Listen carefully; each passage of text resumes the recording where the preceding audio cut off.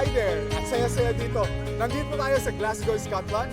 Barrio Fiesta. Dami-dami. Libo-libo ang tao.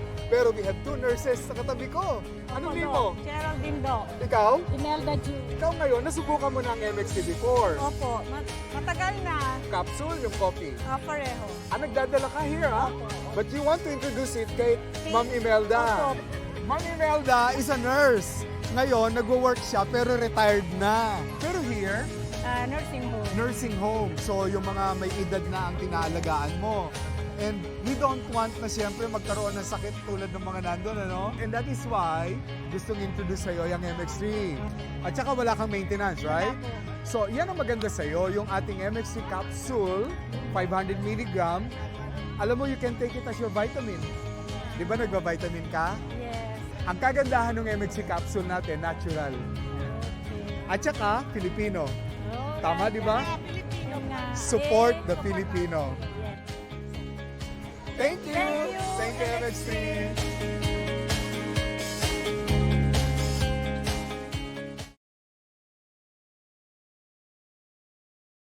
Journalist at news anchor sa MX3 Capsule, dito ko believe. Mahalagang paalala, ang MX3 capsule ay hindi gamot at hindi dapat gamiting panggamot sa anumang uri ng sakit. Whirlpool simplifies daily life with innovative appliances for laundry, cooking, and cooling.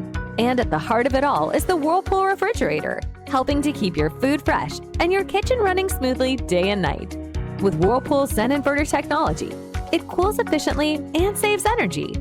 Whirlpool, American innovation that works for your lifestyle. Making your world a little easier. Whirlpool. Huwag mo sabihin radyo. Huwag mo sabihin radyo. Sabihin mo. Sabihin mo. Energy. Energy. Lihim ng liham. Ang pinakamakulit na girlfriend mo sa balat ng radyo. Isa magandang morning sa inyong lahat! Ako pa rin po nag-iisang girlfriend mo sa radio. My name is Lindsay. Makulit pero may puso, handang makinig sa mga kwento mo. Alam mo, feeling ko kailangan mo na siyang iwan kasi it doesn't make sense. Ang kwento sa lihim ng liham. Mahal kong Lindsay. Manigong bagong taon po sa inyong lahat. Sana po nasa mabuting kalagayan ka, DJ Lindsay, as you are reading my letter. Ako nga po pala si G. 24 years old po ako that time. Galing po ako sa breakup with my longtime partner, kaya naisip kong makipagkilala ulit sa ibang tao.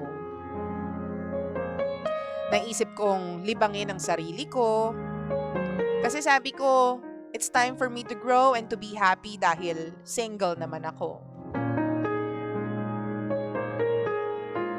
Randomly, DJ Lindsay, minessage ko yung isang Facebook friend ko noon na nagagwapuhan naman ako. Dati-rati kinukulit niya ako. Laging nagre-react sa mga post ko. Laging nagme-message sa akin. Ngayon, ako naman yung nagparamdam sa kanya since mag-isa lang naman ako at walang magagalit. Hindi na ako nag-waste pa ng time ko. Hindi na ako nagpatumpik-tumpik pa. Nag-first move agad ako. Kasi ganun talaga ako eh. Sabi nung iba, igalang daw yung sarili. Hintayin yung lalaki bago makipag-usap. Pero ibahin niyo ako. Chaser ako kahit ako yung babae. Nga pala, 24 years old din siya. May stable job, professional, moreno. Simple yung datingan pero gwapo kahit simple lang.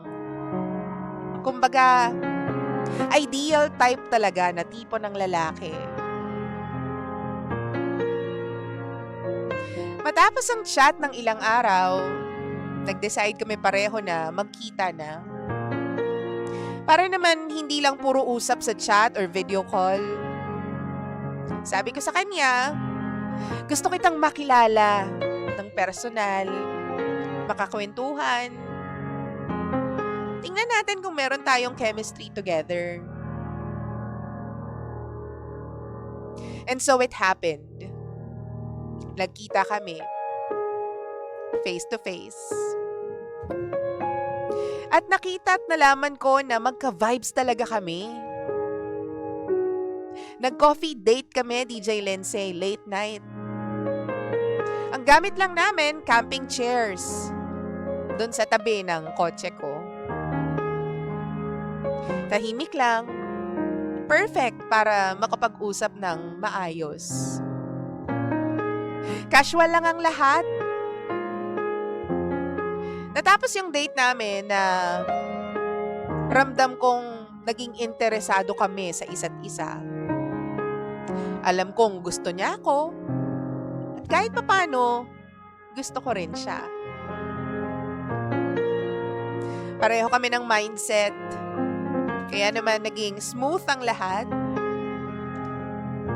At naisip ko rin na, sige, bigyan ko ng chance to.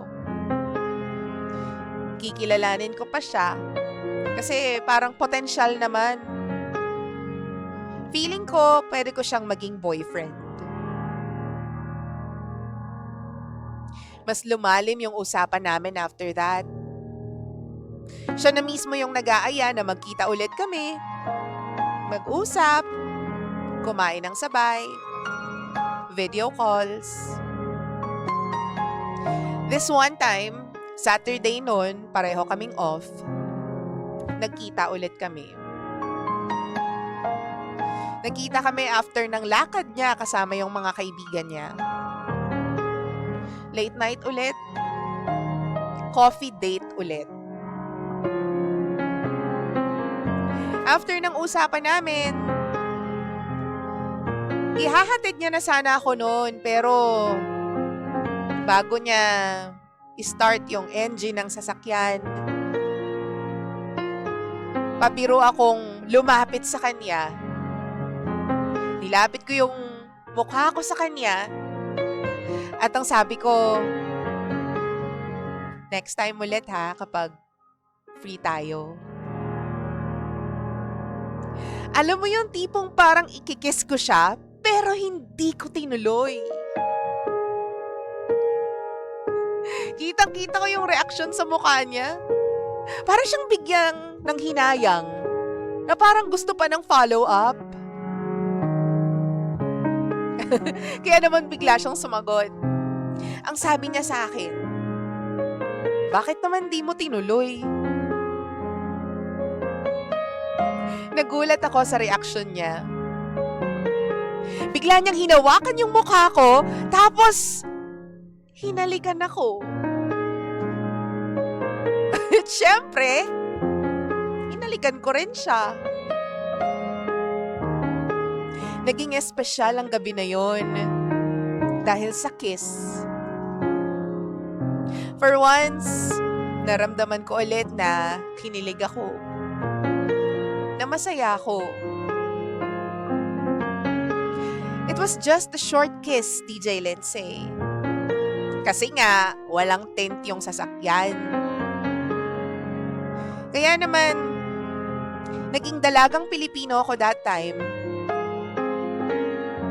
Sabi ko sa kanya, baka may biglang makakita sa amin. Sabi niya sa akin, ano naman ngayon? Okay lang. Ako na bahala. Pupunta tayo doon sa lugar na gustong-gusto mo. Aba, at aalis pala kami nung time na yun. Sabi ko, sige lang. Dalhin mo ako kung saan mo gusto.